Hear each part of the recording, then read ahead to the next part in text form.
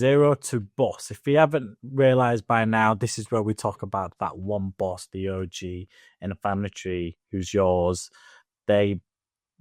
Before they made boss moves, they're the one that made the sacrifice. It's not generally always a happy story or a happy history, but no one that they've never really talked about, but they need recognition, and we ask you to put in your stories. And Jay, you've got a new one now. So this is where we talk about the one who changed the bloodline, right? The main boss. The Torok Makto. Hashtag Avatar.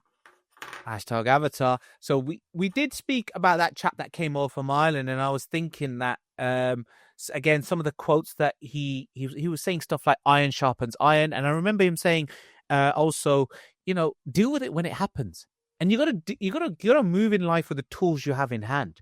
And that was a big wake up call for me, because sometimes we're like, no, we're going to launch at 100%. We're going to launch 100%.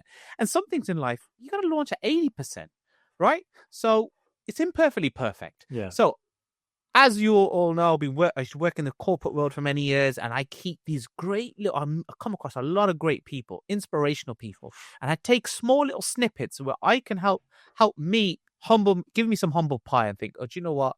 This is something that I need to learn from this person. So today's unsung boss is also took a path that was rough and lonely and full of sacrifice. He left a tiny village in Scotland, Highlands, in the 60s. He was 16 when he came over, just a t-shirt on his back pretty much. And, that had seen better days. But, his fierce determination, he moved over to, instead of living in that small village, he moved over to Edinburgh, right? Yeah. So he went there with kind of a vision in his head. He had no connections, no family, just a plan to work, really, to make it work. He first went to construction sites, lifting bricks, timber, rain and shine. It didn't matter. He was working 13 hours a week. Then came the night shift, right? He was working at a tannery, and the air was thick with chemicals and dust. Weekends, odd jobs, everywhere he can. Find them, rent didn't wait. That's one thing that doesn't wait. It's like clockwork. Strangers shared tea, late night songs. He never skipped a shift. Falling behind was never an option for him. Years have passed. He's saved slowly for a small bedsit and then a modest home. And now his family live in the same home. And his children now run a small chain of a small firm in Scotland, which, that through his grit, he's passed down to his generation. He's got to get the work done. Every effort, every long day, every sacrifice was worth it. It wasn't just for him. It was for his bloodline. That's legacy right there. Right. And that's boss. That is boss. You got to give it to him, man. That's boss. Definitely. Boss nation. This is what people don't realize in terms of like the sacrifice people have. It's the work ethic. It is hard work pays off eventually. But sometimes what you don't realize that people are working hard not for them, but for the next generation. And that is a sacrifice that the current generation just can't comprehend. That what I'm doing now is not going to benefit me. It's going to benefit my grandchildren or my children. You work harder as well. And you work harder. That is a selfless sacrifice that you can't do. And that's why we're honoring these people. You talk about Edinburgh. I just came back from Edinburgh this weekend. Fringe and Knockhill. So it was quite good. I'd highly recommend do it. Did you go to Glasgow to see Spider-Man being filmed? No, but now it is. I should have. I should have probably thought in Glasgow. They're turning to New York. Yeah, I've seen some elements, but I thought that had already happened. I thought they'd already shot the scenes. I didn't know it was still happening.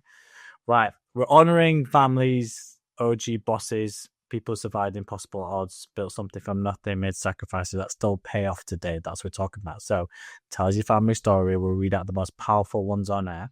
We will. By Jay. So let's continue that zero to boss energy. We're going to talk about how Shopify turns small ideas into a global platform. You got a Shopify account? Spotify account, sorry? Full certified? Shopify. I use it. Right? Shopify. To be honest, my wife does. And I'm not really involved with Shopify as much, but I know a lot of people that use it. Yeah, they've set up e-commerce businesses from it. So that's right. Shopify was quite genius. So have you ever bought anything from Gymshark? Yes. So their whole website was built off Shopify. You know what I mean? And that whole element. Ben's done a good job there. Yeah, he's done a huge good job there. He's the youngest billionaire to come out of the UK or something like that. I always see him in Solihull Nando's. Yeah, he loves his Nando's. So this is a story about turning, necessity into opportunity. So back in 2004, Canadian programmer named Tobias wanted to sell snowboards online. Trouble was, every e-commerce tool was clunky or expensive, and he just wanted to sell a handful of products to his local community. So he did something boss. What did he do? He built his own. Sometimes if you can't find something, you do it yourself. Build your own. You know what I mean? It started small, just a few products, few customers, no investors, no huge marketing, just coding, tweaking, learning from mistakes. Fast forward, Shopify is now worth over 200 billion, helping over 1 million businesses worldwide sell everything from handbags to gadgets to one-off individual products. So here's how they flip the script. So no stores, all platforms. So again, it's following that trend that Shopify is the biggest retailer provider or chain of retail providers that doesn't own a retail chain or a product. So what Shopify does is they're the biggest handler of sales. They're an e-com processor platform now, really more than anything else. It holds no inventory. Merchants do all the work. Shopify takes a percentage of, they charge you monthly to use the product, and then they take a percentage of your sales. Like they take a charge rate, which is around 1.7% of every purchase, which is minimal, 1.7%, right? So like I said, platform fees, processor payments, you can then pay to get apps on the platform, and Shopify make billions without touching a single product. Literally, it's built for hustlers.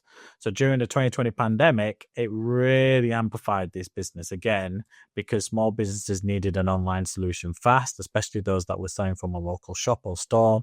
That's where they say the high street store is failing, they're dying, because everyone goes online. Look at Amazon. It has led the way. Amazon led the way. Amazon invested into wholesale foods for 13 billion, and then their valuation went up by 15 billion. So they made 2 billion in a day. So it's crazy in terms of what they can do. Shopify tools let anyone become their own boss instantly, scalable everywhere, templates, shipping solutions, payment gateways. It makes starting up an e-commerce site very, very simple.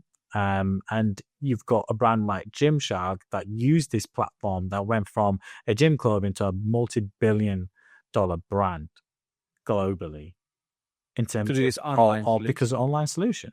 Taking a small idea and turning it into a global platform that proved one thing: you don't need to own the product to build an empire.